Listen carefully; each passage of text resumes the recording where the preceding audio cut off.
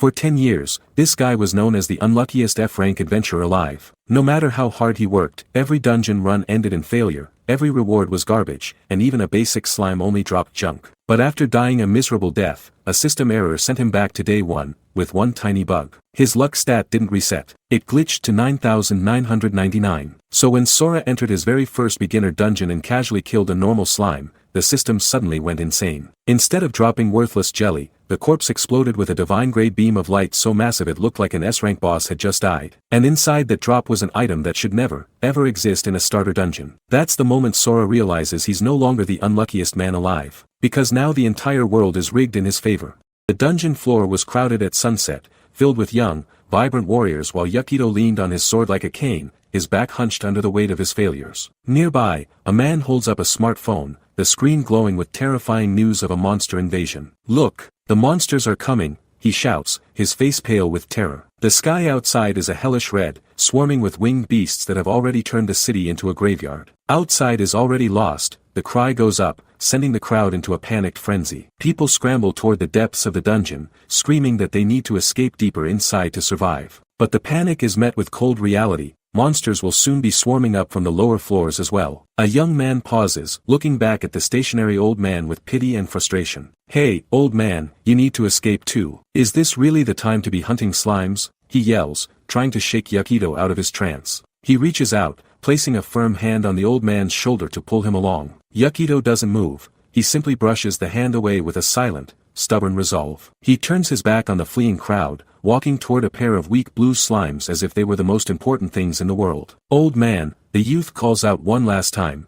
but Yukito is gone. The retreating adventurers jeer at him, calling him insane and telling the others to leave him behind. They mock him as a useless old geezer whose stats have never increased despite a lifetime of effort. One cruel warrior even kicks him in the back, screaming for the soft-bodied geezer to get out of the way. Yukito collapses into the dirt, a pathetic figure abandoned by a world that only values strength. He was a man who had reached the end of his rope, but fate wasn't done with him yet. His rusted sword lies forgotten in the grass as he stares at the ground, wondering how many decades have passed since the adventurer profession was first born. He looks weary, his face lined with the exhaustion of 1,000 failed battles. The system is familiar to everyone, each person has a different growth pattern, and defeating monsters is the only way to level up. When the level increases, stats are supposed to follow, but for Yukito, the math never added up. He watches a young man celebrate a level up to 37, even though the boy complains that a small strength increase is too late to save them. The system promises magic and skills to the lucky few, and Yukito watches from the shadows as a healer mends a warrior's wounds with a glow of green light. That is the normal path, the one everyone else walks. But Yukito was different. "Why only me?" he asks the empty air, looking at a status screen that should be a badge of honor but feels like a curse. At level 98, his strength is a measly 5, his vitality 5, and his magic power a pathetic 3. He grits his teeth, the memory of his effort burning in his mind. He put in more work than anyone else, training until his muscles screamed and his lungs burned. He spent a lifetime hunting only the weakest monsters, slowly crawling his way to level 98 because he was too weak to fight anything else. He was the only one in history to reach such a high level with such low stats. He slashes at a slime with a desperate, shaky swing, watching it pop into nothingness. He stands alone in the fading light, his sword finally slipping from his numb fingers and clattering into the grass. The level cap is 99, and he has just one more to go. He is convinced that this final step will change everything. A flicker of determination returns to his eyes. He believes that when he reaches the highest level, all the years of mockery and pain will finally be worth it. He clenches his fist, a guttural scream of "UUGH" tearing from his throat as he charges forward. "I'm sure of it,"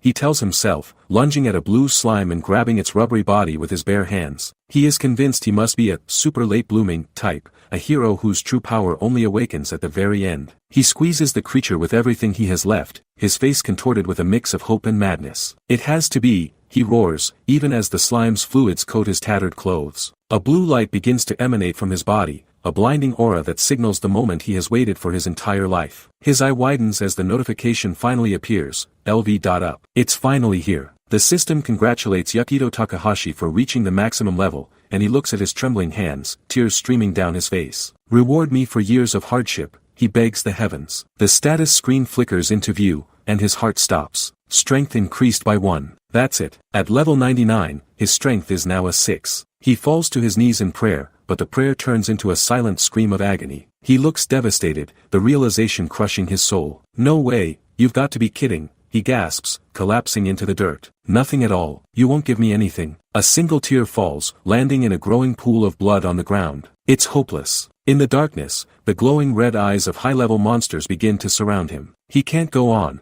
there is no hope left in this world or the next. He closes his eyes, ready for the end, but the universe has a different plan. A massive, demonic foot crashes into the earth beside him, belonging to a red-armored nightmare that towers over his broken body. The demon prepares its strike, its claws gleaming with lethal intent. As the monster swings, Yukito sees his death reflected in its cold eyes. He looks resigned, thinking that this was truly the worst life imaginable. He was despised by everyone, a laughingstock to the shadows of his past. He couldn't even save his mother, the only person who ever cherished him. He sees her body lying still under a white sheet in his mind's eye. He even ruined the happiness of his only sister, staring at a cracked photograph of her on her wedding day, her smile masked by the shattered glass. Such a life, he thinks, closing his eyes as the end approaches. Is it finally over? Blood splatters across the grass as the demon's claw crushes the life out of him. The ground is stained red, and a final system chime echoes, death. The world goes black, but then, the darkness begins to glitch. Binary code flickers across the void, turning the screen into a chaotic mess of red and black. A system message cuts through the static. A fatal error has been detected in Yukito Takahashi's status system. A flatline pulse appears, but the system isn't finished. Applying patch and rolling back your life, it announces amidst a storm of glitching pixels. A hidden parameter is unlocked. Apology status bonus. Special status points plus 9,999. The pulse returns, beating with a steady, rhythmic green light. The end was just the beginning. Yukito's vision is blurry, focusing on a woman standing behind a clean, white counter. A voice congratulates him, telling him that from today, he is officially an adventurer. A guild receptionist smiles warmly, holding out a tray with a fresh set of dog tags. Yukito looks down at his younger, stronger hands and gasps, "HUH." He is wearing his old beginner gear, the leather straps feeling strangely new. The receptionist tilts her head, asking if something is wrong. Yukito forces a nervous smile and quickly says, "No," taking the tags with a trembling hand. He walks away, pulling out his phone to check the date. He is sweating, his heart racing as he realizes this is definitely the day he first registered at the guild. The screen shows March 15th, 10:32 a.m., decades in the past. What's going on? He wonders, a memory of the glitch flashing through his mind. He remembers seeing a message about a status bonus right before he died. With a shaky breath, he commands, "Status open." The blue window appears, and at first, it looks normal. He is level 1, with his basic stats exactly as they were back then. He chuckles bitterly, thinking that of course nothing would change. But then he notices a scroll bar at the bottom. "Can I scroll down?" he asks, his eyes widening as he swipes the screen. He freezes. At the very bottom, a new stat line glows, luck, 9,999 max. He is paralyzed with shock, his mind screaming, what the hell is this status? He has been given a second chance, and this time, the rules of the world are in his favor. Yukito finds his sister and pulls her into a fierce, protective hug, his eyes burning with a vow. "This time, I won't let anyone take them away," he whispers, his grip tightening. He looks down at their feet, grounded in a reality he thought he'd lost forever. He is determined to protect all of his precious things, his body radiating a faint, golden light. After leaving her, he heads into the fields and hunts for about an hour, testing his new reality. He encounters 10 silver slimes in a row, a feat that should be statistically impossible. Chibi-style images show him joyfully chasing the creatures, shouting, "Another one," as they pop under his blade. His inventory screen is a sea of purple and gold. He got rare drops from every single monster he killed. "I'm completely full now," he mutters, scrolling through a list of items that would make a king jealous. Standing in the field at sunset, he finally accepts the truth. This luck is real. He throws his head back and laughs, a sound of pure, unadulterated joy that echoes across the plains. He lies down in the grass, looking up at the sky with a peace he hasn't felt in 70 years. With this power, he knows he can finally become someone important. He raises a fist toward the setting sun, vowing to make his family happy. He closes his eyes, seeing the faces of those he failed before, his sick mother in her hospital bed and his sister in her wedding finery. He lies there for a long time, the arm raised in a silent promise to the heavens. He is no longer the soft-bodied geezer, he is a man with the luck of a god. That's right, he says, sitting up abruptly as a sudden thought strikes him. Do I still have a home to return to now? I completely forgot. He looks serious, the weight of his 70-year exile returning to his features. It has been a lifetime since he was anything but alone, and the transition back to the world of the living is jarring. The world around him is bright and white for a moment before he finds himself gripping his sword, the familiar weight grounding him. I want to go home. I want to see my family, he whispers. He stands in a glowing teleportation circle, the blue light whisking him away from the dungeon. He bursts through the doors of a modern building, sprinting past confused bystanders. My family. Right now, he shouts, his legs pumping as he races through the streets. He is breathing heavily, the physical exertion a reminder that he is truly alive. He skids to a halt in front of a familiar apartment complex, his eyes searching the balconies. Let's see, which room on the second floor was it? He asks himself, his memory foggy from decades of homelessness. He walks up the stairs, his heart thumping against his ribs like a trapped bird. He reaches the top floor and stops dead. There it is, room 203, with the nameplate, Takahashi, still firmly attached. That's right, room 203. He reaches for the doorknob, but his hand stops inches away, trembling violently. Calm down, he tells himself, but the nerves are overwhelming. Why is he so nervous to see the people he's mourned for a lifetime? He takes a deep, shuddering breath, his mouth opening as he prepares to speak the words he's held inside for 70 years. A bead of sweat rolls down Yukido's jaw, his breath hitching as he stands before a weathered wooden door. The weight of 70 years of failure and a single, impossible second chance presses down on his shoulders. He closes his eyes for a heartbeat,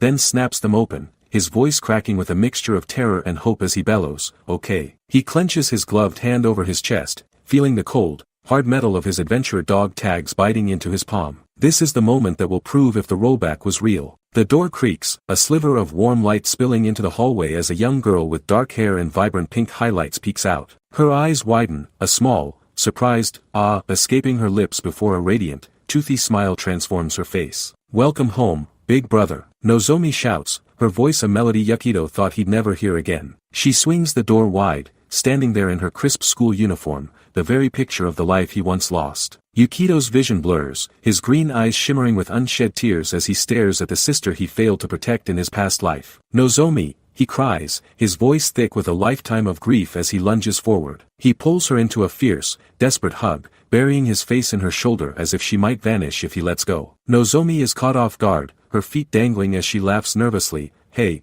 big brother, what's with you suddenly? Is this a prank? She's squirming in his iron grip, her pigtails bouncing as she giggles. Geez, let go of me. Yukido finally releases her, his head bowed to hide his trembling features. He tells her with a shaky breath that he needs to make some preparations, his mind already turning toward the monumental task of rewriting their destiny. Inside the quiet safety of their apartment, Yukido sits at the small wooden dining table, the evening sun casting long, golden shadows across the floor. He grips a glass of water, his knuckles white, while Nozomi watches him with a look of growing concern. She tilts her head, her green eyes searching his face as she asks, preparations? Yukido takes a long, slow drink, the cool water doing little to settle the fire in his soul. Yeah, he mutters, his gaze hardening. He looks up, his eyes suddenly glowing with an eerie, piercing light that seems to see through the very walls of the room. There's always a workaround, he declares, his voice ringing with a newfound authority. He looks down at his simple black hoodie, the fabric a stark contrast to the legendary armor he knows he must eventually acquire. For now, he tells her everything,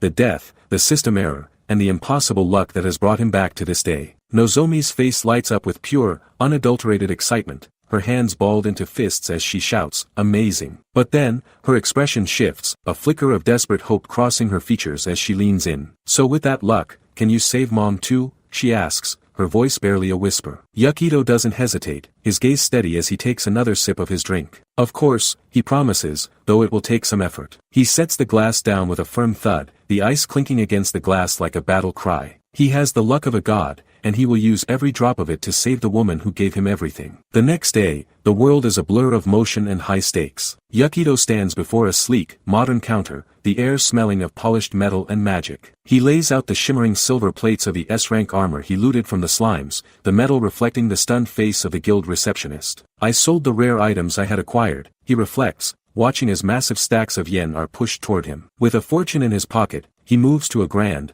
dimly lit auction hall where a single, ornate vial sits under a focused spotlight. The liquid inside glows with a warm, amber light, a treasure that most adventurers only see in history books. Yukido sits in the velvet-lined seats, his face a mask of calm determination as he raises his hand. 10 million yen, he bids, his voice cutting through the murmurs of the crowd. He doesn't care about the cost, he only cares about the result. I bought the highest grade status ailment treatment potion, he thinks, watching the auctioneer's face contort in shock as the hammer falls. A sharp sound echoes through the hall, sealing the deal. He grips the vial tightly, the glass cool against his skin. This isn't just a potion, it's the first brick in the wall he's building to protect his family. The sun hangs high over the towering white facade of the Tokyo General Hospital. Inside, the air is sterile and heavy with the scent of antiseptic. Yukito and Nozomi stand before a heavy wooden door, a simple white nameplate reading MS Yuki Takahashi, mocking them with its silence. Nozomi holds a small bag of gifts, her eyes darting to her brother for strength. Here you go, she whispers, stepping aside. Yukito takes a deep breath, his hand hovering over the handle. Mom, it's me. I'm coming in, he calls out, his voice soft but steady. He pushes the door open to find his mother sitting propped up against the white pillows, her face pale and her eyes tired,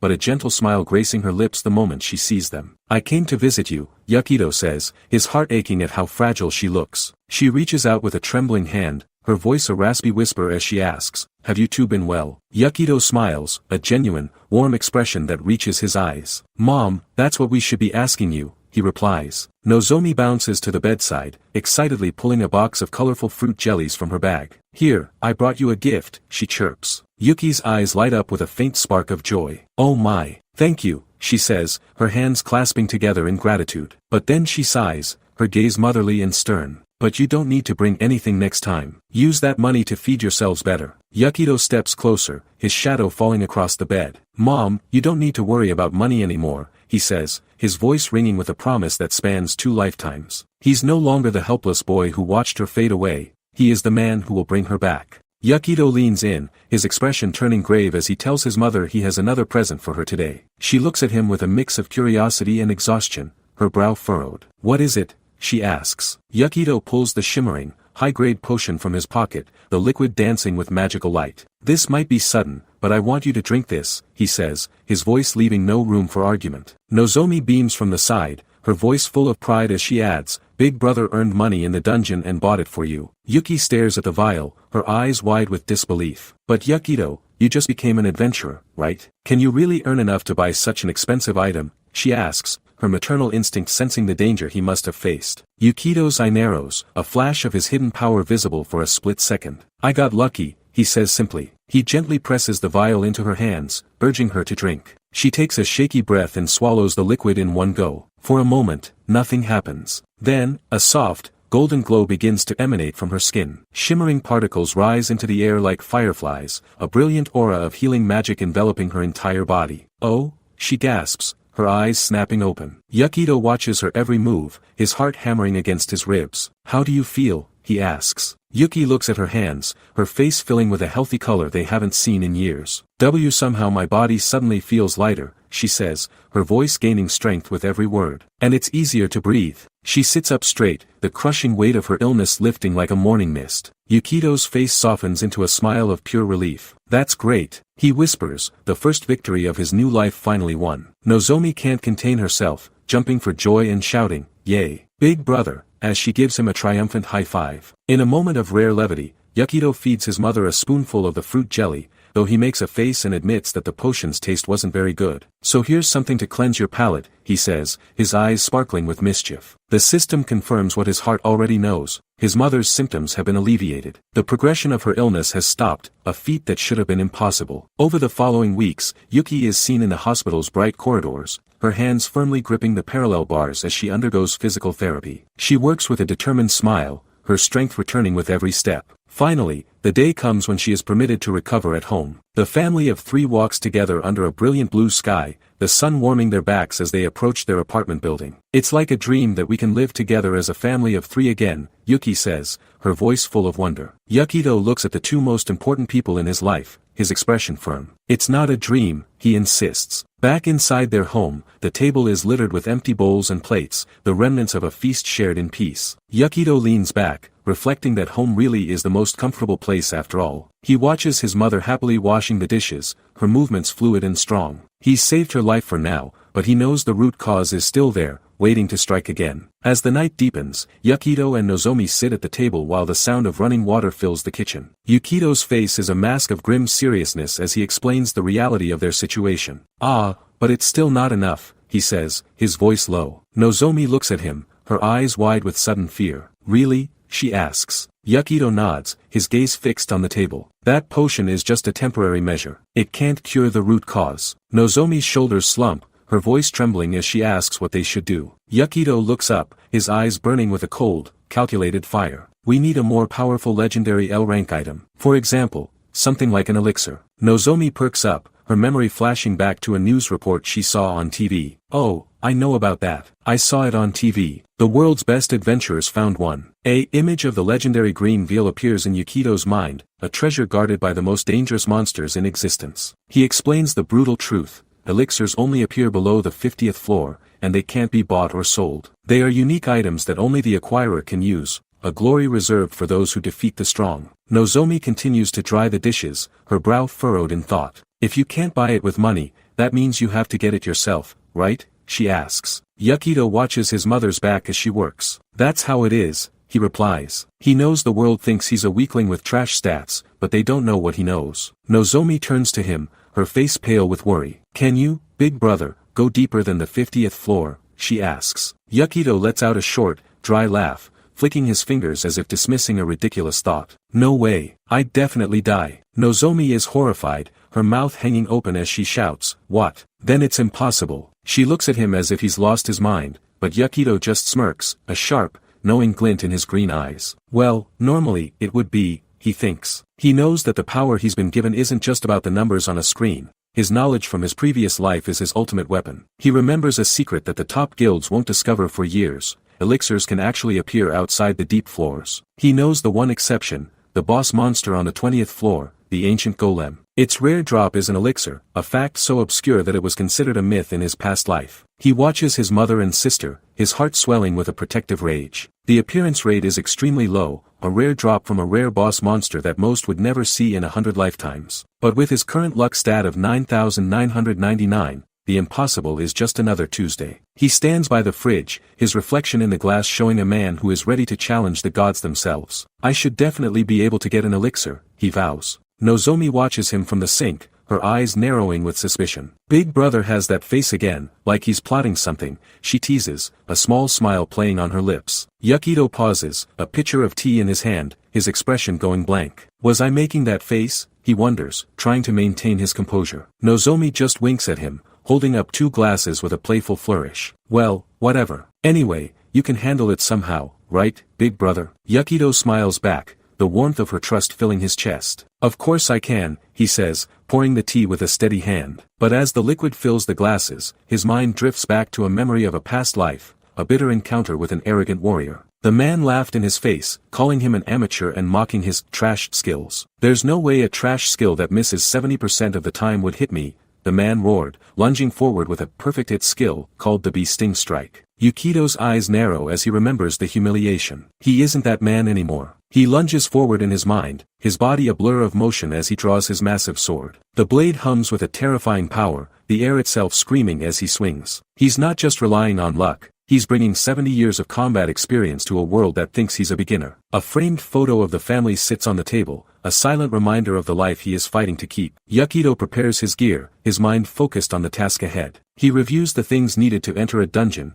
starting with his equipment. He draws the silver slime greatsword, a massive, gleaming blade that pulses with a faint blue light. It has incredible attack power, but because of the silver slime's cowardly nature, it has a 30% chance to miss its mark. However, he's coated the blade with silver slime's tears, a rare substance that gives his gear a chance to reduce incoming damage by half. Nozomi peeks around the corner as he straps the sword to his back, her eyes wide. Big brother, are you heading to the dungeon? She asks. Yeah, he replies, his voice calm and centered. She looks at his simple black hoodie and jeans, her face full of concern. Are you sure those clothes are okay? Other warriors wear much heavier armor, don't they? Yukito looks at his reflection, a small, sad smile on his face. Normally, yes, he admits, but my stats are low. He looks at his status screen, the numbers a constant reminder of his physical limitations. His strength is still a measly 6, making it impossible for him to wear heavy armor while wielding his giant sword. But he's learned new skills as he leveled up, like the mighty layer strike,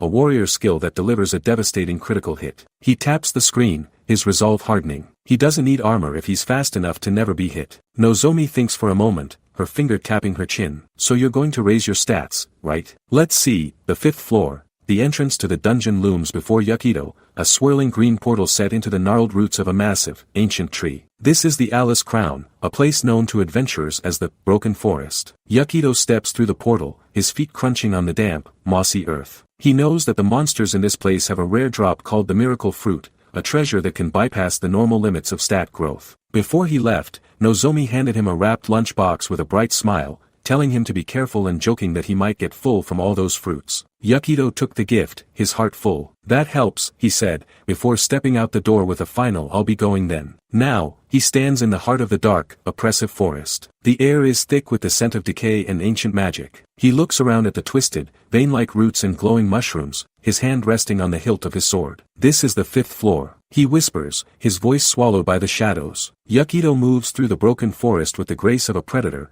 his eyes scanning the dense foliage for any sign of movement. This is an easy stage centered around plant-type monsters, a shallow layer that most adventurers consider a mere training ground. But Yakido knows better than to be complacent. He consults a map, knowing that as long as he isn't reckless, he can navigate the dangers. He enters the Treyant colony, the air growing still and heavy. Treyants are masters of ambush, their bark and leaves perfectly mimicking the surrounding trees. To the untrained eye, they are indistinguishable from the forest itself. But Yakido's eyes are sharp, honed by decades of survival. Their camouflage isn't perfect, he thinks. If you look closely, their leaves lack veins, or the direction their roots grow is strange. He picks up a heavy stone and hurls it at a suspicious-looking trunk. The impact is a dull thud, and for a second, the forest is silent. Then, the ground begins to heave. The tree groans, its bark splitting and shifting as it reveals a pair of glowing red eyes. A massive Treyant towers over him, its branch-like arms reaching out to crush him. The ambush has failed, and the hunt has begun. Yakido doesn't move, his feet planted firmly in the dirt. He draws his massive sword in a single,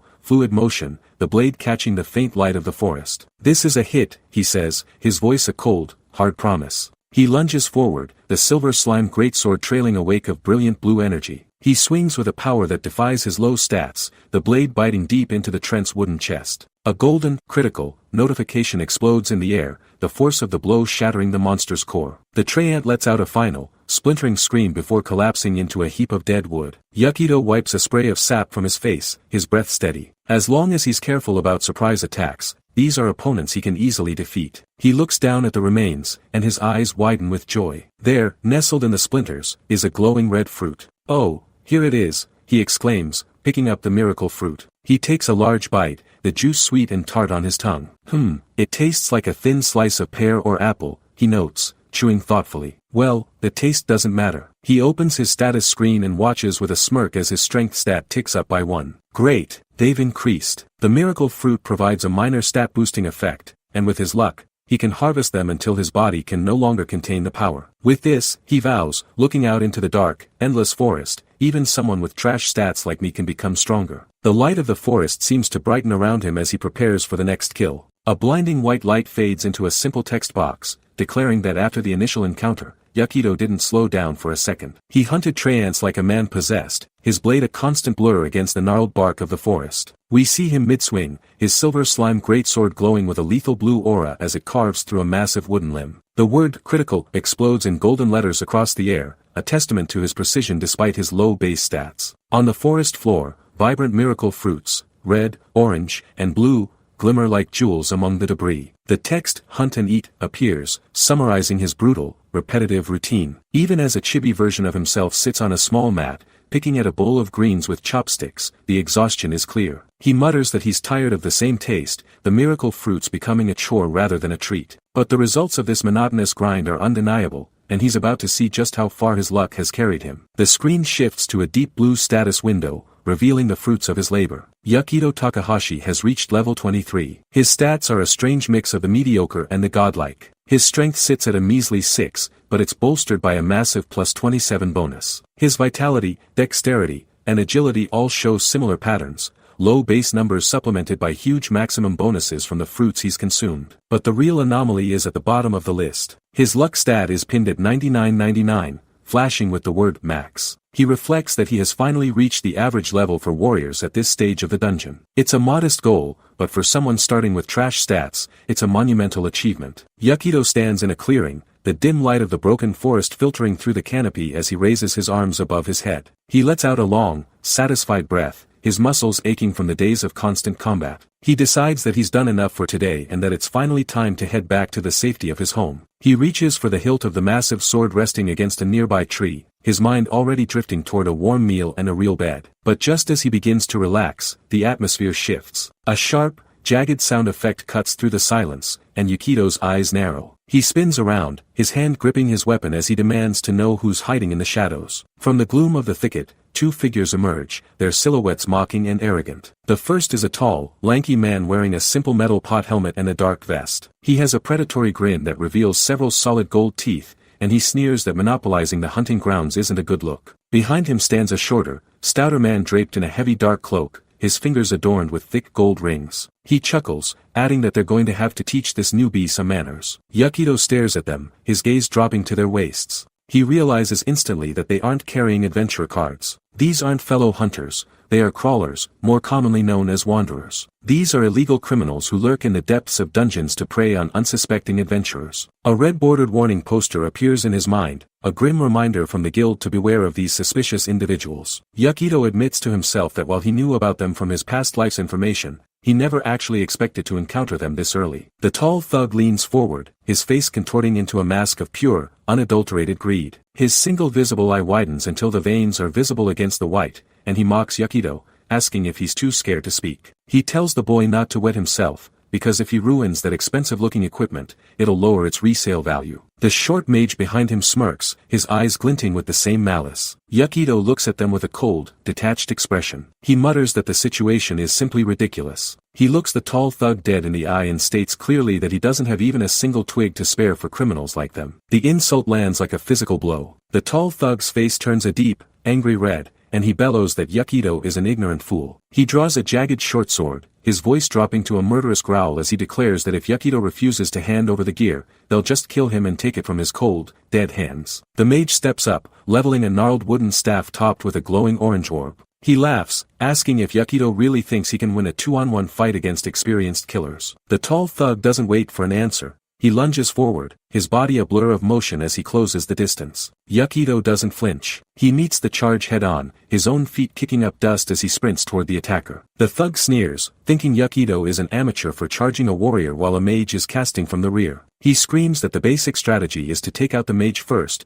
confident that Yukito has just committed a fatal error. But Yukito's eyes are focused on a single point. He draws his silver slime greatsword in a massive arc, the blade catching the dim light. He activates his skill, Mighty Layer Strike. A colossal explosion of blue energy and white light consumes the clearing. The force of the blow is so immense that it creates a shockwave, tearing through the ground and sending debris flying in every direction. When the smoke clears, the tall thug is gone, replaced by a charred, smoking crater. A final, pathetic scream of GYAAH echoes through the trees as the man is utterly erased by the overwhelming power of the hit. Yukito stands amidst the settling dust, but he isn't holding his sword anymore. Instead, he's holding the mage's gnarled staff, which is now broken and sizzling with residual heat. He looks back at the terrified mage and offers a dry, almost bored apology for breaking his toy. He stands there, silhouetted against the fading light, reflecting on the fact that he is, indeed, super lucky. The screen cuts to black for a heartbeat, then flashes back to the heat of the moment, showing the exchange from a different perspective. We see the tall thug's sword descending,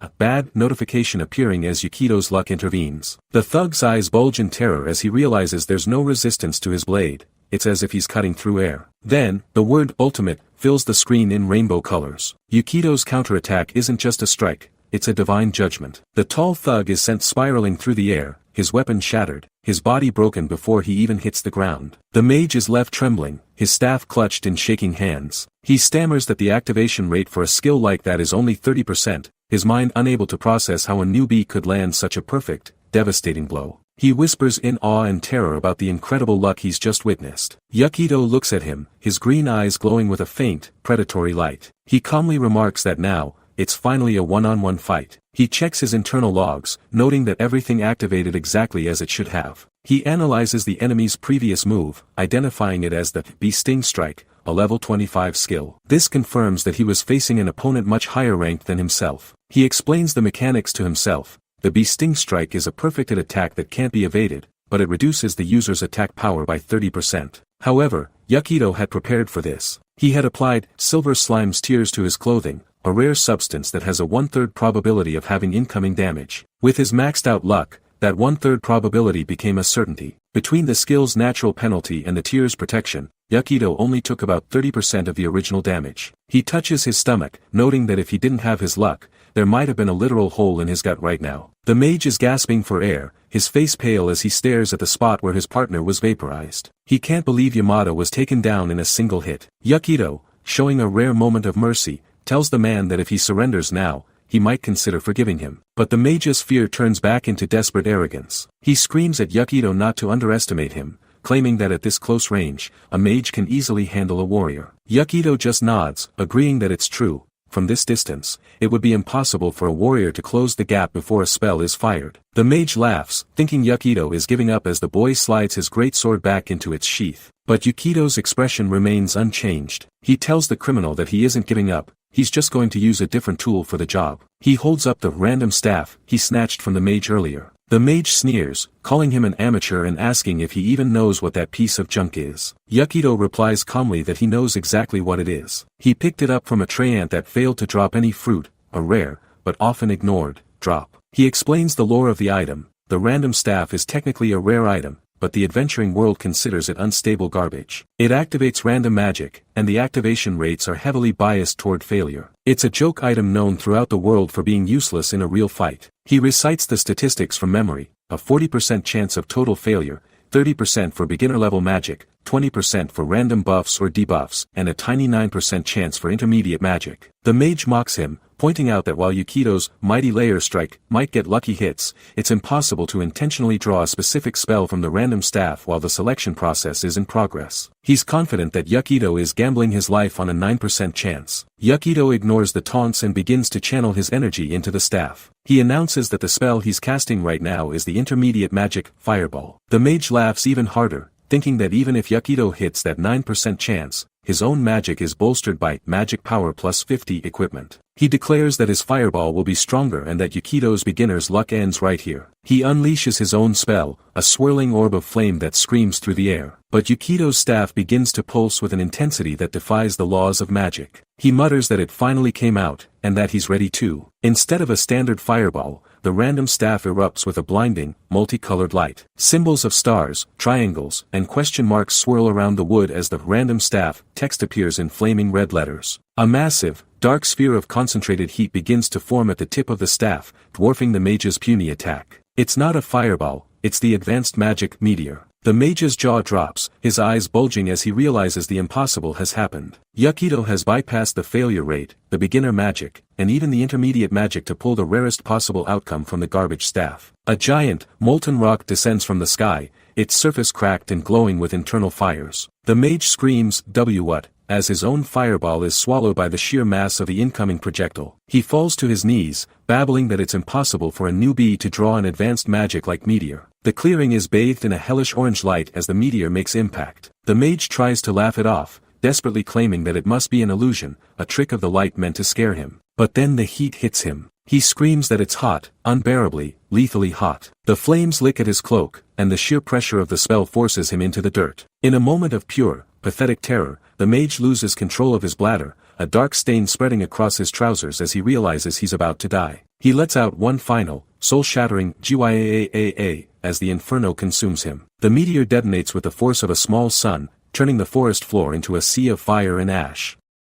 The dust begins to settle in the dim, filtered light of the broken forest, revealing a scene of absolute devastation. Yakido stands tall, his silhouette sharp against the settling debris, looking down at the broken forms of the two men who tried to ambush him. He exhales a long, weary breath, the weight of the silver slime greatsword still heavy in his hand as he mutters to himself that he actually won. He looks at the tall thug, Yamada, and the stout mage, Hashimoto, both lying unconscious and charred in the dirt. He knows he can't just leave these wanderers here to rot or recover. They are illegal criminals, predators of the dungeon, and leaving them would be a disservice to every other adventurer. It's a massive hassle, and his muscles are already screaming for a rest, but he resolves to carry them all the way back to the surface. He begins the grueling process of securing his prisoners, his hands moving with practiced efficiency despite his exhaustion. He winds thick, rough ropes around their torsos and limbs, pulling the knots tight until they are completely immobilized. He grunts with the effort, thinking that if he ties them up like this, they won't be causing any more trouble on the long trek back. Once the job is done, he stands back to inspect his handiwork,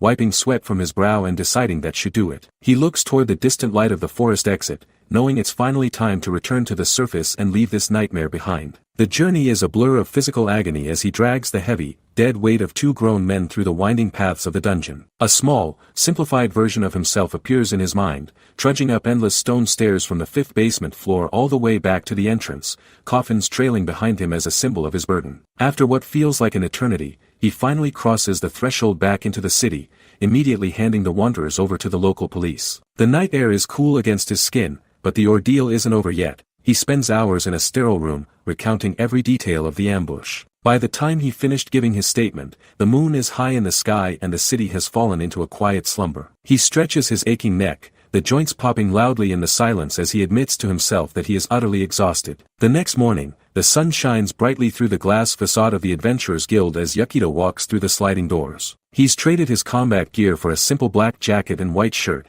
but the fatigue still hangs heavy in his eyes. He approaches the main counter, offering a polite apology to the receptionist for the delayed report due to the trouble he encountered. The young woman behind the desk freezes for a moment, her eyes widening as she looks at his identification. She gasps, exclaiming that he's Yukito Takahashi, the one they've been waiting for. She leans forward, her voice filled with excitement as she tells him they've already heard everything about the situation from the police. Yukito feels a wave of relief wash over him, thinking that's good because it saves him the unnecessary trouble of explaining the whole fight again. Suddenly, the atmosphere shifts into one of celebration as the receptionist pulls out a golden bell and begins ringing it vigorously. She shouts a loud congratulations, her face beaming with a bright, genuine smile that catches Yukito off guard. She reaches under the counter and presents a silver tray, upon which rests a gleaming new identification tag. She officially announces that Mr. Takahashi has been promoted to silver rank, effective immediately. Yukito stares at the silver tag, his mind racing as he stammers out a confused question about whether there's been some kind of mistake. He looks at his own hands, then back at the tag, thinking that he hasn't actually done enough to deserve such a massive jump in status. He knows that promotion to silver isn't supposed to be easy, it's a milestone that most adventurers struggle for years to achieve. In the guild's hierarchy, climbing the ranks is like ascending a steep, glowing staircase where each step represents a monumental effort. Even for truly exceptional individuals, reaching silver rank usually takes at least 3 years of consistent, high-level performance. It's a process that requires more than just strength. You need to submit specific rare items gathered from the deepest corners of the world. You have to prove your worth by defeating formidable monsters that would terrify a normal person. Most importantly, you have to make appropriate and significant contributions to the guild's overall mission and safety. The receptionist giggles at his modesty, shaking her head and insisting that this is an official and well-deserved decision. She explains that the two people he captured weren't just random thugs, they were high-ranking members of the notorious Red Bull gang. The image of a group of hooded, red-eyed figures appears in Yukito's mind, representing a widely designated antisocial organization known for its brutality. Because he took down such dangerous criminals, his contribution points were significantly increased in a single night. She leans in, her expression turning serious as she tells him it's incredibly impressive that he managed to defeat them both. She reveals that both Yamada and Hashimoto had combat skills equivalent to silver rank adventurers themselves. Yukito's heart skips a beat as he realizes just how much of a pinch he was actually in during that fight. He thinks back to the exchange, the mighty layer strike and the meteor spell, realizing that if his luck hadn't been maxed out, he would be dead. He rubs the back of his head, offering a sheepish laugh and claiming that he was probably just lucky. He reaches out and picks up the silver chain, the metal feeling cool and heavy in his palm as it clinks against the tray. The receptionist's smile returns, and she tells him there's no need to be modest anymore because he is officially a silver rank hunter now. She adds that with this new rank, the guild is expecting him to begin exploring beyond the first few floors of the dungeon. She explains the rules of the world. Adventurers have strict restrictions on which floors they can explore based entirely on their rank. A diagram appears, showing that bronze ranks are limited to the first 10 floors, while silver ranks can descend all the way to the 30th. Gold rank hunters, the elite of the elite, have no restrictions at all and can wander into the infinite depths. Yukito nods, stating that he understands, as he fastens the silver tag around his neck. He looks down at the gleaming metal resting against his chest, his expression hardening with a new sense of purpose. He tells her that he'd like to begin his next mission immediately, aiming to explore at least up to the 20th floor. The receptionist's smile falters slightly, her eyes clouding with a hint of concern as she looks at the young boy. She promises to support him in his journey, but she warns him that the 20th floor is a notoriously difficult and treacherous area. She looks him dead in the eye, advising him that she wouldn't recommend solo exploration at that depth, even for someone as lucky as him. Yukito thanks her for the advice, bowing his head politely before turning to walk away. As he heads toward the exit, his footsteps echoing on the polished floor, he reflects on how his plan has shifted. He was able to rank up much earlier than he had originally planned, which is a massive advantage for his future goals. He wonders to himself if getting involved with those wanderers was actually a stroke of good fortune in reverse. Just as he nears the door, a voice calls out, asking for a moment of his time. Yukito stops and turns, seeing an elderly man leaning against a nearby wall. The man is dressed in an elegant, dark green tuxedo with a red bow tie and a tall black top hat, looking more like a nobleman than a dungeon crawler. He grips a polished wooden cane with a golden handle, his face etched with the deep lines of age and sorrow. Yukito asks what he wants, his guard instinctively rising as he faces the stranger. The old man looks up, his eyes watery and trembling as he asks if Yukito is the adventurer who defeated those criminals. He points a shaky finger toward a nearby bulletin board where the wanted posters for Yamada and Hashimoto are pinned. The posters detail their crimes of robbery and murder, offering a reward of 1 million yen for each of their heads. Yukito confirms that he is the one, explaining simply that they suddenly attacked him, so he had no choice but to fight back. The old man's face contorts, his eyes welling up with tears as he stares at the posters of the men who ruined his life. He suddenly lunges forward, not to attack, but to grab Yukito's hands in a desperate, crushing grip. He cries out a broken, "Thank you," his voice cracking with the weight of years of pent-up grief. He tells Yukito that those men killed his son and that they were criminals so elusive that even the police couldn't touch them. Yukito stands frozen, the old man's gratitude hitting him with more force than any physical blow ever could. He tries to deflect the praise, muttering that he was just fulfilling his duty as an adventurer. But the old man won't hear it. He drops to his knees, bowing his head until it almost touches the floor in a gesture of ultimate respect. He sobs that he is grateful nonetheless, his tears splashing onto the tiles as he whispers that now he can finally give a good report at his son's grave. Yukito looks down at the grieving father, a strange, warm sensation spreading through his chest. In his previous life, he was a loner, a man who was never thanked by anyone even once for anything he did. He realizes that honestly, being appreciated like this doesn't feel bad at all. But as he looks at the old man, a dark shadow crosses his mind, a memory or perhaps a vision of what is to come. He thinks about the state of the world, seeing images of monstrous insects and dragons laying waste to human cities in a sea of fire. He knows that at this rate, if things continue as they did in his past,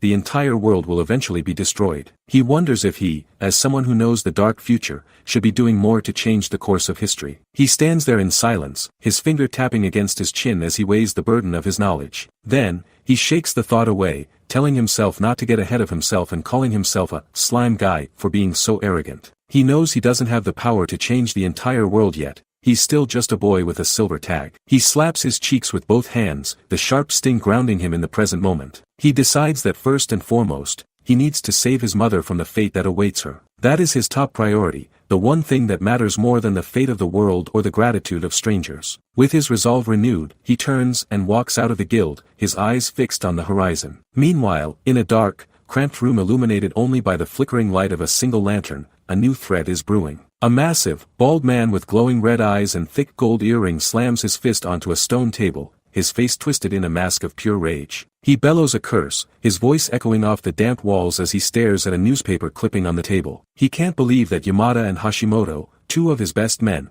were taken down by a mere child. He growls that at this rate, they won't be able to set an example for the others or maintain their territory. He knows that if they can't keep their reputation, they won't be able to pay their tribute to the mysterious higher-ups who pull the strings. He grinds his teeth together, the sound like stones rubbing against each other, as he stares at the photo of Yukito in the paper. He reaches out and picks up a jagged, white-handled dagger from the table, the blade glinting dangerously in the lamplight. He snarls Yukito's name, his voice a murderous whisper as he vows that he will definitely kill the boy. He won't forgive this insult to his gang, and he won't let a 15-year-old rookie stand in his way. Back in the dungeon, Yukito has reached the 15th floor, a place known as the Lonely Mountain Peak. The environment is a stark contrast to the lush forests above. It's a world of jagged cliffs, narrow stone bridges, and bottomless chasms. He carefully navigates the winding paths, his boots crunching on the loose gravel as he looks out over the vast, empty expanse. He knows that due to these geographical features, group exploration is nearly impossible here, making it the perfect stage for a solo hunter like him. It's a place where it's hard to be seen by others, which suits his secretive nature perfectly. perfectly. He remembers the warnings from his guidebooks. Warning: many people go missing on the 15th floor. There are persistent rumors that this desolate place is a hotbed for crime, a perfect hiding spot for those who don't want to be found. Suddenly, a sharp cry pierces the air,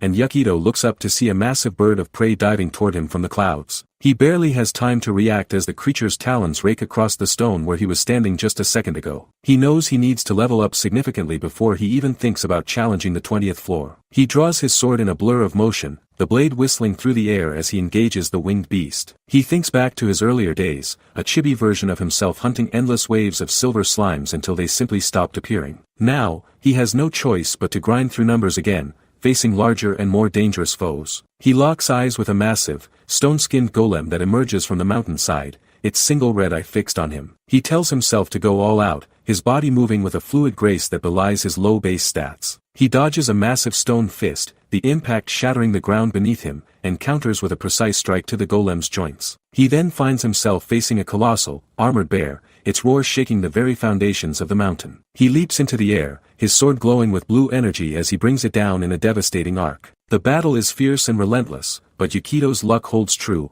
guiding his blade to every weak point. As the bear falls, a series of glowing blue boxes appear in the air, signaling his victory. He's acquired a rare, ornate bow with pink accents, a pair of heavy golden gauntlets, and a beautifully crafted longsword. He looks at the loot, a small smile playing on his lips as he realizes his strength is growing with every encounter. He stands amidst the ruins of his enemies, the wind whipping through his hair as he prepares to dive even deeper into the darkness. A thick, heavy silence hangs over the jagged rocks of the dungeon's 15th floor, broken only by the ragged breathing of a man concealed in the shadows. A man in a white hood peers out from behind a massive boulder, his eyes narrowed with a predatory focus that suggests he's been waiting for this moment for a long time. He mutters to himself, his voice a low rasp that carries a chilling certainty, confirming that there is no doubt about what he's seeing. His gaze is fixed on a figure in the distance, a young man who has no idea he's being watched by a ghost from the dungeon's criminal underbelly. The hooded man's face is a mask of pure, unadulterated hatred, his teeth bared in a snarl as he identifies his target, Yukito Takahashi. This isn't just a random encounter, it's a collision of two worlds, and the hooded man feels the weight of every insult his gang has suffered at the hands of this 15-year-old rookie. He raises a trembling hand to his mouth, his teeth sinking into his thumb as a physical manifestation of the rage boiling beneath his skin. He can't believe the audacity of this boy, stepping into his territory with such casual disregard for the dangers that lurk in the lonely mountain peak. To him, Yukito's presence is a personal affront, a sign that the boy is completely underestimating the power and the reach of the Red Bull gang. However, despite the fire burning in his chest, the man doesn't rush out into the open. He knows that a direct confrontation might be risky against someone who took down Yamada and Hashimoto. He pulls back into the deeper shadows, his breath hitching as he decides that there's absolutely no point in attacking right away. He watches Yukito's every move, his eyes tracking the way the boy handles his massive silver slime greatsword with a grace that seems almost supernatural. He resolves to be patient, to wait for the perfect moment when the boy finally lets his guard down and the exhaustion of the climb takes its toll. In the distance, the sun begins to set,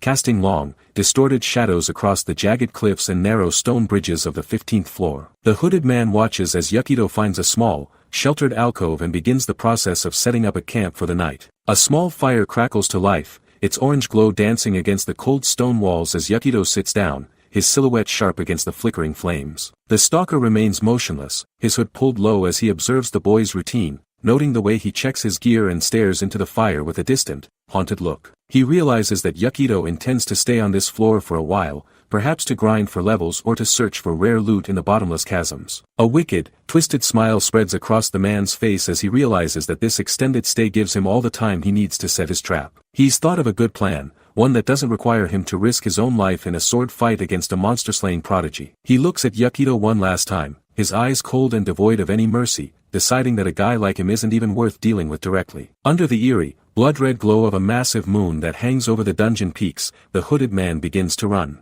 He moves with the practiced ease of someone who knows every hidden path and treacherous ledge of this mountain, his white cloak fluttering behind him like a ghost. This is his territory, his hunting ground, and he knows that he has the ultimate home advantage in this vertical labyrinth. He grins, his teeth gleaming white in the moonlight, as he prepares to unleash a nightmare that the dungeon hasn't seen in years. He reflects on the natural order of the world, thinking about how ecosystems exist among monsters just as they do in the forests of the surface. A mental image of a biological pyramid appears, showing the delicate balance between the predators and the prey that inhabit these jagged heights. At the top sits the massive bird of prey, the apex predator that keeps the populations of lesser monsters in check. Below them are the giant mantis-like creatures, and at the bottom, the swarming insects that provide the foundation for the entire food chain. The man knows that he can use this balance to his advantage, turning the dungeon's own biology into a weapon of mass destruction. He reaches the high cliffs where the great birds make their nests, his movements silent and deadly as he prepares to strike. He knows that to trigger the chaos he desires, he must first reduce the number of predators that patrol the skies. He lunges forward, his daggers flashing in the moonlight as he attacks the nests, the feathers of the great birds flying through the air like a macabre snowfall. He grunts with effort, his face contorted in a mask of murderous intent as he systematically eliminates the only thing keeping the lower levels of the pyramid in check. Once the sky is clear of the winged guardians,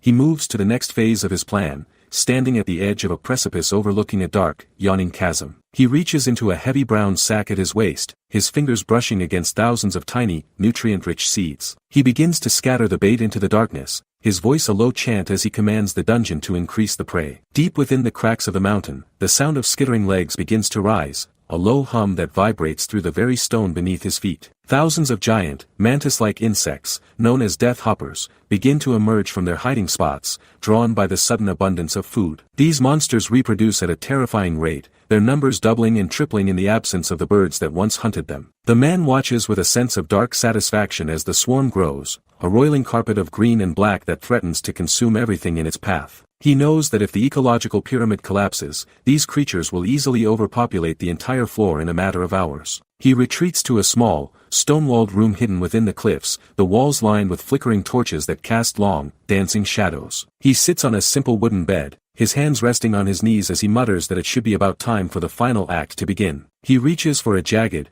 blue-bladed dagger at his belt, the metal singing as it slides out of its sheath. He looks at the weapon, his reflection distorted in the polished steel, and whispers that this will all be framed as just a common accident. To the rest of the world, Yukito Takahashi will be remembered as just another unlucky adventurer who got caught in a monster panic. The image of a massive, roiling horde of magical beasts appears in his mind, a sea of red eyes and snapping mandibles that leaves nothing but bone in its wake. He knows that by triggering this swarm, he can eliminate his enemy without ever having to cross blades with him. This way, the death won't attract any unwanted attention from the guild authorities or the city police. He stands up and walks to the entrance of his hideout, looking out over the valley where the swarm is gathering. The buzzing sound has grown into a deafening roar, a physical weight that presses against the eardrums of anyone unfortunate enough to hear it. The man holds up a small, sealed pouch containing a C-rank item known as insect repellent powder. This reagent is his insurance policy, a powerful chemical that repels medium-sized monsters and keeps the swarm at bay. He grins, his eyes wide with a manic light, as he prepares for the finishing touch of his masterpiece. He steps out onto a ledge and hurls a handful of the powder into the air, the fine dust shimmering like gold as it settles around him. He looks down at the valley, his voice a triumphant roar as he calls out to the void, telling the swarm to devour Yukito completely. His face is a mask of pure insanity, his mouth open in a silent laugh as he envisions the boy being torn apart by 1,000 tiny mouths. Meanwhile, on a different part of the mountain, Yukito is in the middle of a fierce battle with a massive, tusked boar. He lunges forward, his silver slime greatsword trailing a wake of white light as he delivers a devastating blow to the creature's flank. The boar let out a final, gurgling cry before collapsing into the dirt, its massive body dissolving into dungeon mana. Yukito exhales a long breath, wiping sweat from his brow, but his moment of triumph is short-lived. A strange, low-frequency vibration begins to hum through the air, causing the small pebbles at his feet to dance and skip. He pauses, his head cocking to the side as he asks himself what this sound could possibly be. The buzzing grows louder, shifting from a distant hum to a rhythmic thrumming that seems to shake the very foundations of the mountain. He looks up toward the horizon, his eyes widening as he sees a massive, black cloud rolling over the peaks. At first, he thinks it's a sudden storm or a freak weather event, but as the cloud draws closer, he realizes the horrifying truth. It's not a cloud of vapor, it's a living wall of millions of insects, their wings beating in a terrifying unison. He stands frozen for a second, the sheer scale of the approaching disaster threatening to overwhelm his senses. He realizes with a jolt of adrenaline that this is a monster panic, a rare and deadly phenomenon where a floor's population explodes out of control. He looks at the swarm, then back at his sword, admitting to himself that this is a situation that is impossible to handle alone. He knows he needs to find cover, and more importantly, he needs to find other adventurers to help him hold the line. He remembers a fragment of information from his previous life, a detail about a supply base that was supposed to exist on this floor. He thinks back to the stories he heard, about how the Triangle Mountain base was established to make exploration of the lonely mountain peak easier. He sees a vision of a bustling hub, a place where hunters could rest and trade their loot in safety. He pulls out his map, his fingers trembling slightly as he traces the winding paths of the 15th floor. He knows he doesn't have time to get lost in these jagged canyons. Every second he spends searching is a second closer to being consumed by the swarm. He breaks into a sprint, his boots pounding against the stone as he navigates the narrow bridges and steep inclines. A giant, yellow-spotted toad leaps out from behind a rock, its long tongue lashing out toward his head. Yukito doesn't even slow down. He draws his sword in a blur of motion and cleaves the monster in two, the spray of blue blood barely touching his jacket. He reaches a section of the mountain where the rock face looks slightly different, the color of the soil shifting from a dull gray to a deep, earthy red. He stops and presses his hand against the stone, his eyes searching for any sign of a hidden entrance or a concealed door. He mutters to himself, confirming that the soil color is indeed different, just like the legend said. He takes a deep breath and cups his hands around his mouth, his voice echoing through the canyons as he shouts a warning. He screams that there is a monster panic emergency and begs anyone inside to please cooperate for their own survival. He waits for a response, but the only sound is the distant, growing roar of the insect swarm. He realizes that he can't wait for someone to open the door.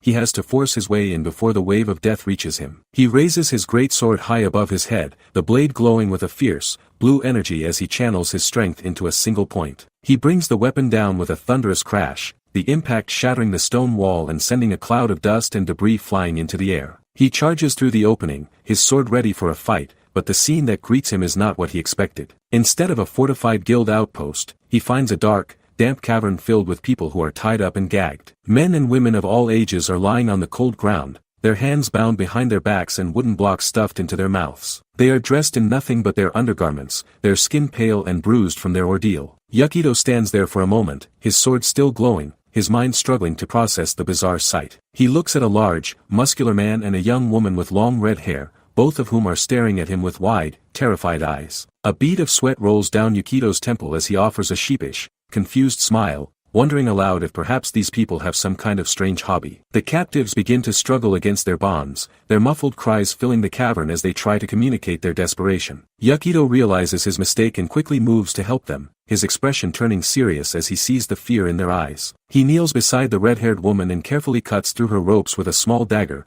his hands moving with a practiced efficiency. She spits out the gag and gasps for air, her voice trembling as she cries out that she's finally saved. The other captives follow suit, their voices rising in a chorus of relief and terror as they are freed from their bonds. One man collapses to his knees, his head in his hands as he sobs that he thought he was done for. Yukito stands back, his arms crossed as he asks them what exactly happened in this godforsaken cave. The muscular man explains that they were all ambushed by a group of wanderers, illegal criminals who prey on lone adventurers in the dungeon's depths. He reveals that the criminals used a powerful status ailment item to knock them out before they could even draw their weapons. The red-haired woman adds that the fact they weren't killed immediately means the wanderers were probably planning to sell them into human trafficking. Yukito's expression hardens as he realizes that this cavern is actually a criminal base, a hidden den for the worst kind of dungeon predators. He looks around the room, his eyes scanning the makeshift furniture and the piles of stolen gear. He realizes that this place isn't yet the supply point for adventurers that he remembered from his past life. In his previous existence, he was a loner, a man who spent 70 years as a slime and was completely out of touch with the current events of the world. To a being with an old man's sense of time, a decade or even 50 years is just a small margin of error, a blink of an eye in the grand scheme of things. He realizes that he's arrived here years before the authorities were supposed to raid this place and repurpose it as a guild outpost. He shakes his head, telling himself that analysis can come later and that he has to deal with the immediate threat. He looks at the group of survivors, a ragtag collection of half-naked,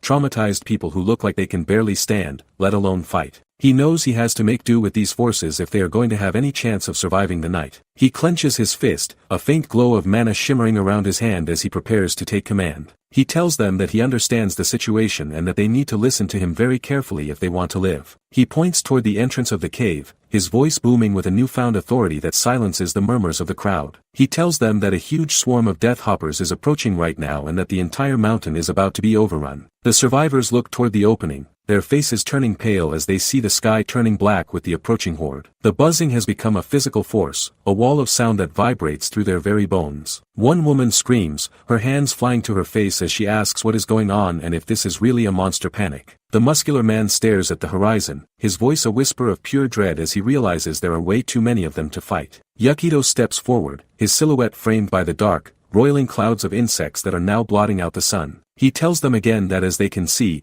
they don't have much time and that their only hope is to cooperate with him. He looks each of them in the eye, his gaze steady and unwavering, demanding that they find their courage in the face of certain death. The captives look at each other, then back at the young boy with the silver tag, realizing that he is the only thing standing between them and a gruesome end. They know that it's certainly not a number they can outrun, and their only choice is to stand and fight by his side. Beside him, a young woman with short brown hair clutches her shoulder, her face pale with terror as she screams that survival is impossible. She continues to cry out, reminding the group that they are defenseless because they don't have any weapons or armor left. A gray-haired man raises a hand in frustration, his brow furrowed as he realizes their dire situation. Yukito Takahashi stands before them, noting that all their equipment was likely stripped away by the wanderers who captured them. Yukito looks at the ragtag group, his expression calm despite the chaos brewing outside. He smirks slightly, his green eyes sharp as he reaches into the air, a glowing blue interface appearing before him. He tells them simply that he has equipment they can use. His hand swipes across the digital screen, the light reflecting off his dark hoodie. The inventory screen flickers with dozens of icons, showing a vast array of high-tier gear. He tells them it should be more than enough to get them through the night. Suddenly, a shower of steel and leather begins to fall from the sky, shimmering with magical energy. Yukito stands with his arms outstretched as swords, axes, and shields rain down around him, a confident grin on his face. He looks at the stunned survivors and tells them to take whatever they like. A massive pile of gear sits on the cave floor, including a horned helmet and a glowing staff. The captives stare with wide eyes, their mouths hanging open in pure disbelief. The pile is a treasure trove of rare items, from enchanted spears to reinforced breastplates. Yukito watches them, his gaze steady. He even offers to transfer ownership of the items to them permanently if that's what it takes to get them moving. He waits for a response, the silence in the cave heavy with shock. The bearded man from before shouts in disbelief, asking if Yukito is actually serious about giving away such valuable loot. A blonde-haired boy leans forward, mesmerized by the golden glow emanating from the pile. He realizes that every single item is a drop from this high-level floor. He stammers that these aren't just common tools, they are all rare-grade equipment. A red-haired woman covers her mouth in shock, staring at the gleaming blades at her feet. She looks up at Yukito, her voice trembling as she asks how on earth he managed to collect so many high-tier items on his own. A man in a tank top stands in the background, his face a mask of confusion as he wonders just who this mysterious teenager is. He looks at his companion, a girl with glasses, both of them feeling completely outclassed by the boy standing before them. The man whispers that he's never seen this kid in the adventurer rankings before, which makes his power even more terrifying. Yukito turns his back to them, the massive silver slime greatsword strapped to his shoulder glowing with a faint, rhythmic pulse. The blonde boy suddenly snaps out of his trance, grabbing a long sword with a joyful shout. Another man grabs a spear, the two of them looking like children in a candy store as they admire the craftsmanship of their new weapons. They realize that in a place like this, armor is even more vital than a sharp blade. The red-haired woman pulls on a sleek breastplate, striking a pose as she notes that it fits her perfectly. She realizes that even a single piece of this gear could sell for a literal fortune on the surface. The blonde boy holds his new sword up to the light, his eyes gleaming with a newfound sense of hope. The girl with glasses looks at Yukito, still hesitant, asking if he is really just giving these away for free. She stands tall in her new purple mage robes, clutching a staff that hums with mana. Yukito looks over his shoulder and confirms that of course he is. He raises a finger, his expression turning serious as he adds that there is one thing he wants in return, though it isn't a formal condition. He points toward the cave entrance, the light from outside casting long shadows across his face. His green eyes narrow, filled with a cold, tactical intensity. He asks them directly if they will let him take command of the group for the upcoming battle. He looks at the leaders of the group, waiting for their verdict. The red-haired woman looks at her companion and says it sounds good to her, considering the boy just saved their lives and armed them. The blonde boy agrees, noting that the equipment alone is worth following any order he gives. The muscular man in blue armor draws his sword, the steel singing as it leaves the scabbard, and gives his nod of approval. The red-haired woman notches an arrow, her eyes fixed on the horizon. She winks at Yukito, promising to follow his instructions to the letter. The bearded man lets out a roar of defiance. He slams his fist against his chest, his face contorted with rage as he prepares for the fight of his life. He screams that he refuses to become mere fodder for a monster panic. Yukito stands at the center of the group, the weight of leadership settling on his shoulders. He looks at the diverse group of hunters, all of them now armed and ready to die for a chance at freedom. The scene shifts to the dark, blood-red sky outside the cave. A memory of a fallen warrior flashes through Yukito's mind, a man lying face down in the dirt, his cloak stained with blood. The image is grim, a reminder of the cost of failure in the dungeon. Yukito closes his eyes for a brief moment, a bead of sweat rolling down his cheek as he steels his nerves. He takes a deep breath, the air in the cave smelling of cold stone and impending death. He looks down as someone whispers a quiet thank you to him. He grimaces, the pressure of the situation finally starting to show on his face. He knows that gratitude won't keep them alive, only a solid plan will. The blonde boy and the stout man stand side by side, looking toward Yukito for their first order. Yukito's eyes snap open, glowing with a fierce light. He looks toward the entrance, where the first of the insects are starting to appear. He raises his hand, signaling for everyone to stay back. He explains that they need to use the narrowness of the cave to their advantage. He stands at the mouth of the cavern, his silhouette small against the vast, open mountain. He points out that by staying in the bottleneck, they only have to face a limited number of enemies at once. A tactical diagram appears, showing the insects funneling into the cave where the hunters are waiting in a defensive formation. He tells them to focus entirely on reducing the enemies' numbers one by one. He lets out a command, his voice echoing through the stone halls. He grips the hilt of his sword, his knuckles turning white. The man in the silver gorget looks on with a grim expression, his mind racing. He nods slowly, accepting the logic of the plan. The woman with the staff looks determined, her mana beginning to swirl around her. Yukito draws his great sword, the blade catching the light and reflecting a cold, blue hue. He smirks, a predatory glint in his eyes as he prepares to unleash his power. The tension in the air is thick enough to cut with a knife. A massive shout erupts from the group as they declare the battle has begun. Yukito lunges forward, his sword leading the way. The blade is a blur of motion as he enters the fray. A heavy boot stomps down into a pool of purple insect blood, splashing the cave floor. The impact sends ripples through the gore as the fight intensifies. Yukito spins through the air, his greatsword cleaving through a giant insect and spraying glowing fluid everywhere. He lands gracefully, his eyes already searching for the next target. A spear thrusts forward, piercing the thorax of a death hopper. A massive explosion of fire erupts in the middle of the swarm, incinerating dozens of monsters instantly. Yukito swings his blade in a wide arc, the blue energy trail cutting through the darkness. He moves with a speed that seems impossible for a human, a whirlwind of destruction. The red-haired archer fires a volley of arrows from above, each one finding its mark in the eyes of the approaching bugs. The insects continue to pour in, their numbers seemingly endless. The mage unleashes a burst of purple energy, blasting a group of flyers out of the air. Yukito leaps back into the cave, his chest heaving as he tries to catch his breath. The screen goes white for a moment as the sheer scale of the swarm becomes apparent. Outside, the mountain peak is literally covered in a carpet of black and red insects. They are crawling over every surface, their mandibles clicking in a terrifying chorus. The swarm is so thick it looks like a living wave of shadow. They begin to pile up at the entrance, trying to force their way through the bottleneck. One of the insects is shown in horrific detail, its glowing pink eyes filled with a mindless hunger. The sound of their wings is a deafening roar that fills the cavern. Two stick figures are shown in a void,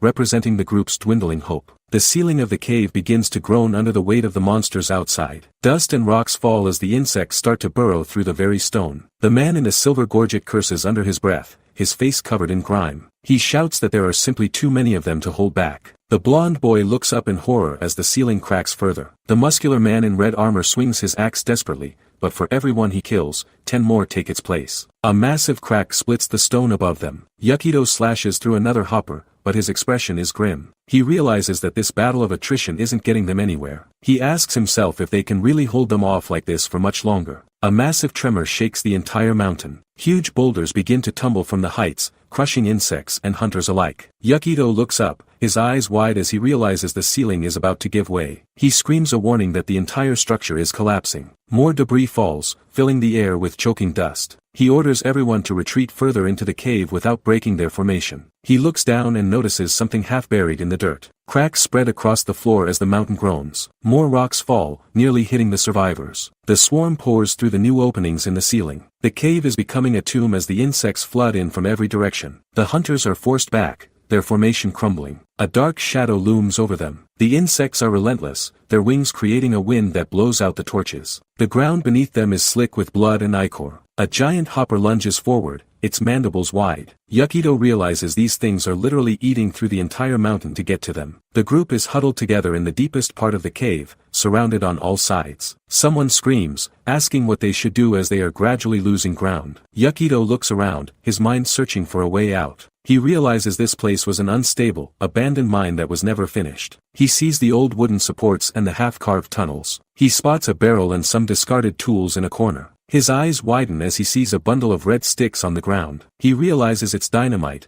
likely left behind by the wanderers. The word bombs flashes in his mind. He surmises that the criminals were planning to use these to expand their hidden base. He picks up a bundle, a desperate plan forming in his head. A system notification confirms he has obtained poor quality dynamite. He turns to the group and shouts for everyone to listen. He tells them to search the area and pick up every single stick of dynamite they can find. The others look at him like he's crazy, noting that while it's a weapon, it's incredibly dangerous in a collapsing cave. The gray-haired man dives for a bundle near a pile of rocks. The girl with glasses carefully picks up a stick, her hands shaking. The screen goes black for a moment. A message notes that they desperately fought against the Death Hoppers. The group is shown in a desperate melee, their new gear covered in filth. They are fighting for every inch of ground. Another message notes that they continued fighting for several hours. A boot steps onto a crumbling ledge. Rocks fall into a bottomless abyss. A final message states that 2/3 of Triangle Mountain has been destroyed. The swarm is shown from a distance, a black cloud surrounding the broken peak. They are completely cornered now, with nowhere left to run. The red-haired woman and the mage stand on a high ledge, looking down at the approaching horde. Rocks continue to fall as the mountain disintegrates. The muscular man gasps that he is completely out of stamina. He warns that the defensive wall won't hold for much longer. Yukito looks at the crumbling stone, his face set in a mask of grim determination. He mutters that in that case, he has no choice. He closes his eyes, focusing his mana. He shouts for everyone to pay attention. The archer and the man in the gorget look at him, exhausted. He demands that they give him all the dynamite they've collected. He reaches out his hand, his voice booming. The bearded man shouts that it's fine to use them, but there are too many bugs to kill with just bombs. He holds up a bundle, pointing out the futility of the plan. He says it would be like a drop in the ocean. The red-haired woman looks at Yukito with a mix of fear and hope. Yukito looks at the bundle of explosives in his hand. He prepares to throw it. He tells them it's okay and to trust his vision. He reveals his true plan. He's not going to blow up the bugs, he's going to blow up the entire cliff and bury them under millions of tons of rock. His green eyes flare with power. A system prompt notes that these are low-intelligence monsters and he should prioritize targeting threats with high threat levels. He opens his system menu, showing 13 slots filled with dynamite. He notes that since he has the most kills, he has the most control over the environment. He places the charges at key structural points along the cave floor. A massive insect bursts through a crack in the wall right behind the archer. She screams that the hole is about to collapse. Yukito shouts for everyone to run as far back into the tunnel as possible. He reaches out a hand to guide them. The man in the gorget asks if he's planning to die taking the insects with him. He looks back at the swarm, his face pale. The group flees into the darkness, leaving Yukito alone at the precipice. The man shouts that warriors can't even use bombs properly. Rocks fall as the explosion begins to prime. Yukito looks over his shoulder and gives a confident, slightly crazed smile. He tells them one last time to trust him. The ground begins to fall away beneath his feet. He is surrounded by falling stone and screaming monsters. The swarm is a chaotic mess of wings and limbs. He stands his ground as the mountain literally dissolves around him. He looks at his sword one last time. He stands on the edge of the abyss. A message notes that there are times in life when you have to take risks. His eyes narrow,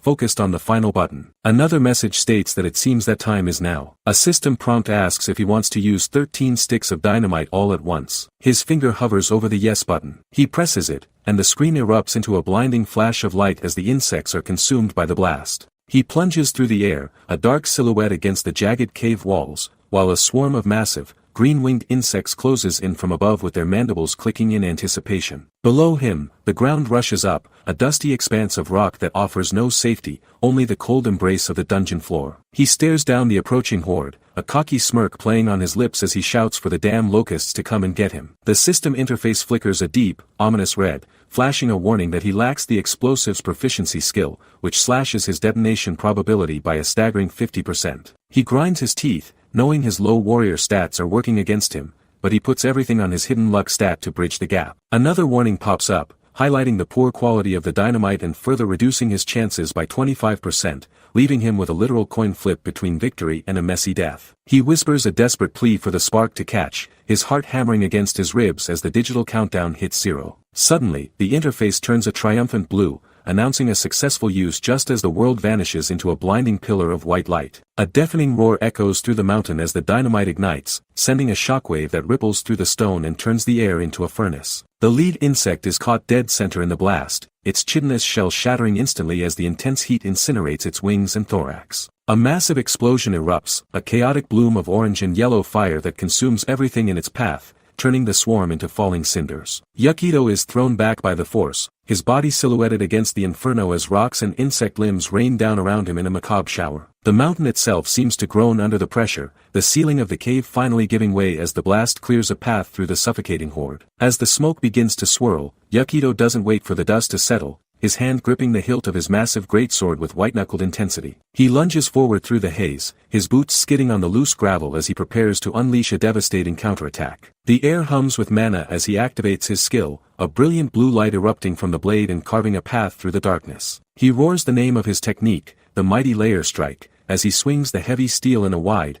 horizontal arc that cuts through the air like a guillotine. The force of the blow creates a vacuum, pulling in the nearby debris and slamming it into the remaining monsters with the weight of a falling building. He spins his body, using the momentum to carry him into a second strike, the blue energy trail following his movements like a ghostly ribbon. High above, another massive insect dives from the shadows, its purple eyes glowing with a mindless hunger as it aims its stinger at his exposed back. Yukito senses the movement, his green eyes narrowing as he pivots on one heel, his cloak billowing around him like a dark cloud. He doesn't flinch as the monster closes the distance. Instead, he prepares a specialized move, the Being Saw Bee Sting Strike, his blade vibrating with high-frequency energy. With a sharp, vertical slash, he meets the monster head-on, the edge of his sword glowing with a golden radiance that outshines the dying embers of the explosion. The word critical flashes across his vision in shimmering gold letters as the blade shears through the insect's head, spraying purple ichor across the stone. The monster's body collapses into a heap of twitching limbs, its momentum carrying it past him as he stands tall amidst the carnage. Yukito stands at the edge of a crumbling precipice, his chest heaving as he watches the last of the insects vanish into the abyss below. He looks down at his hands, the adrenaline still coursing through his veins, while the mountain continues to tremble from the structural damage he caused. Far above, on a stable ledge, the group of survivors he armed stands in stunned silence, their eyes wide as they take in the scale of the destruction. They realize the big explosion actually worked, reducing the momentum of the entire monster panic and giving them a chance to breathe. However, the ground beneath Yukito's feet begins to give way, the jagged rock sliding into the darkness as the cliff face disintegrates. He realizes he's too far down to jump back up, his eyes searching the shadows for any handhold as he begins to slide toward the edge. He reaches out a hand, his fingers clawing at the dirt, shouting that he just needs a little more help to make it back to safety. Suddenly, a thick brown rope snakes down from the ledge above, cutting through the dusty air with a sharp whistle. One of the hunters shouts for him to grab on, their voices echoing with a mix of fear and relief. Yukito lunges for the line, his fingers closing around the rough hemp just as the ledge he was standing on vanishes into the void. The survivors strain against the weight, their muscles bulging as they haul him up the vertical rock face, inch by agonizing inch. They pull him over the crest of the hill, and he collapses onto the solid ground, a weary but triumphant smile spreading across his face. He knows he won the gamble, risking everything on a single moment of luck and raw power. The sun begins to set over the horizon, casting a long, orange glow over the broken peak of Triangle Mountain as the survivors gather around their savior. They cheer his name, their voices filled with genuine gratitude as they realize they've survived a disaster that should have claimed all their lives. Word spreads quickly among the ranks, and they begin to call him Yukito the Mountain Crusher, a title earned through fire and stone. Yukito sits quietly, his back against a rock, as a series of blue system windows begin to populate his vision. A notification chimes, announcing that he has achieved a mass extermination of Death Hoppers, a feat that grants him the prestigious title of Exterminator. The rewards continue to pour in, with a permanent 20% damage boost against all insect-type monsters being etched into his character sheet. His experience bar surges forward, the golden light of a level up washing over him as he gains 3 full levels in a single instance. Finally, a new skill icon appears, depicting a sharp eye and a crossed sword, signifying that he has acquired warrior's intuition. He closes the menus with a flick of his wrist, his gaze drifting toward the distant city lights where his real life awaits. In a dark, dimly lit room filled with the smell of stale ale and smoke, a massive man with a bald head and dark skin slams his fist onto a wooden table. His face is a mask of pure rage, his red eyes glowing with a murderous intent as he stares at the ruins of what used to be his hidden base. He growls that the monster panic wiped out everything, leaving him with nothing but the clothes on his back and a burning desire for vengeance. He clutches his head in frustration, realizing that at this rate, his mysterious higher-ups will have his head for failing to protect their assets. He blames everything on that guy, the teenager who turned his carefully laid plans into a pile of rubble. He grabs a bottle of wine, tilting it back and draining the contents in a single, desperate gulp as he tries to drown his anger. The glass shatters against the floor, the red liquid looking like blood in the flickering torchlight as he vows to find Yakido. He snarls that he will definitely kill him, even if it costs him his own life to see the boy dead. His shadow looms large against the wall, a dark omen of the conflict to come as he prepares to hunt down the mountain crusher. Back in the bustling heart of the adventurer's city, Yakido walks through a high-tech guild hall, the sliding glass doors hissing shut behind him. He keeps his head down, his hands buried in the pockets of his dark hoodie, but he can't escape the whispers that follow him through the lobby. Groups of adventurers stop and stare, their eyes tracking his every move as they recognize the face from the recent news reports. A young woman with a clipboard approaches him, her face lighting up with excitement as she congratulates him on another great achievement. Yakido offers a small, awkward laugh and a quick thanks, trying to move past her before a crowd can form. Behind him, a pair of lower-ranked hunters whisper that he's the one who crushed the mountain, their voices filled with a mix of awe and jealousy. A man in a suit and a woman in armor step into his path, their hands outstretched as they beg him to join their respective groups. They promise him wealth, fame, and the best equipment, but Yakido simply raises a hand in a polite refusal. He tells them he's fine as he is for now, his voice firm despite the pressure of their gaze. He explains that he doesn't plan on forming a party yet, his mind already focused on a goal that no one else can help him reach. As he exits the guild hall, Yakido looks up at the sky, his thoughts drifting toward a shimmering green bottle that exists only in his memories and the deepest levels of the dungeon. He knows that he needs to obtain the elixir, a legendary item that can change everything, but the path to it is fraught with uncertainty. He realizes that reward distribution in group battles is entirely random,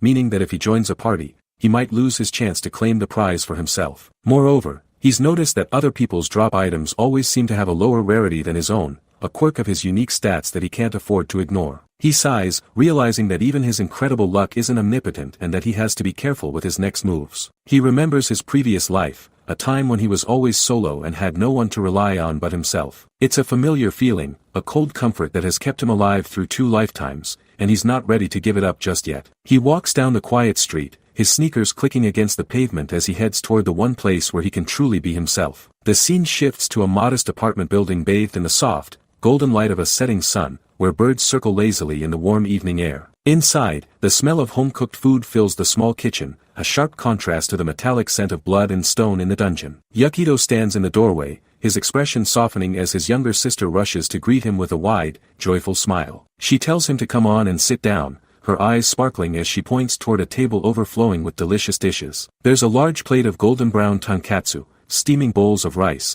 and skewers of grilled meat that look like a feast fit for a king. Yakido sits down, his mother watching him with a gentle, caring gaze as she tells him to eat as much as he likes. He clasps his hands together, offering a quiet prayer of thanks for the meal before picking up his chopsticks. He takes a bite of the crispy pork, the flavor exploding on his tongue and bringing back a flood of memories. He thinks to himself that it's a nostalgic taste, a reminder of a time when things were simpler, even if they were poor. His sister leans forward, her pigtails bouncing as she asks if it's true that he's already planning to challenge the 20th floor. She shows him her smartphone, the screen displaying an adventure site that lists the clear rate for that floor at less than 15%. Her face is clouded with worry, and she asks if he's really going to be okay going into such a dangerous place alone. Yakido looks at her, his green eyes calm and reassuring, and tells her that it'll be fine because they both know what he's capable of. His mother sighs, her hand resting against her cheek as she looks at the newspaper clippings of his achievements pinned to the wall. She tells him she's happy he's doing such admirable things, but her voice trembles with a mother's fear. She pleads with him not to push himself too hard, noting that no parent would be happy to see their child sacrifice themselves for fame or fortune. Yakido looks down at his reflection in a glass of water, his face shadowed by the weight of a secret he can never share. In his previous life, he failed to save his mother, a fact that remains stuck in his heart like a jagged iron stake. He remembers the image of a body covered by a white sheet, the cold finality of death that he was powerless to stop. He takes a long drink of water, the cool liquid doing nothing to soothe the burning regret that fuels his every action. He knows that he's doing all of this because he wants to erase the mistakes of the past and truly begin a new life where his family is safe. He needs the elixir to ensure their future, and he's willing to face any horror the dungeon throws at him to get it. He finishes his meal quickly, his movements efficient and focused, as his mother and sister watch him with a mix of pride and concern. He clasps his hands together one last time, offering a final thanks for the meal as he prepares to head back into the darkness. The warmth of the kitchen fades into a cold, oppressive mist as heavy stone pillars rise from the gloom of a subterranean hall. A pair of black sneakers clicks against the cracked pavement, each step echoing through the hollow silence of the abyss. A crimson system window flickers into existence against the dark, announcing his arrival at the Tokyo Dungeon's 20th floor. This is the Great Wall of Hyperphysics, a place where the star-bone alchemist rules, and the air itself feels heavy with the weight of ancient, inorganic magic. Yukito begins to sprint down the long, pillared corridor, his silhouette a lone shadow against the dim light of a distant, glowing shrine. He doesn't slow down, even as the ground begins to tremble and the shadows between the columns start to move with a life of their own. From the darkness emerge hollow, mannequin-like figures, their bodies crafted from cold stone and ancient clay. These are inorganic monsters, creatures without hearts or blood, driven only by a systematic directive to kill anything that breathes. He reaches for the hilt of his massive blade, the steel singing as it clears the scabbard. His green eyes narrow, focusing on the nearest stone sentinel as he lunges forward with explosive speed. With a single, fluid motion, he carves a path through the air, his sword trailing a ribbon of blue energy that shears through stone limbs like they were made of paper. The monsters shatter into dust and rubble, unable to keep up with the sheer ferocity of his assault. Yukito pauses for a heartbeat, his gaze scanning the high rafters where the shadows are thickest. He knows these heartless, cold-blooded killers are a constant threat,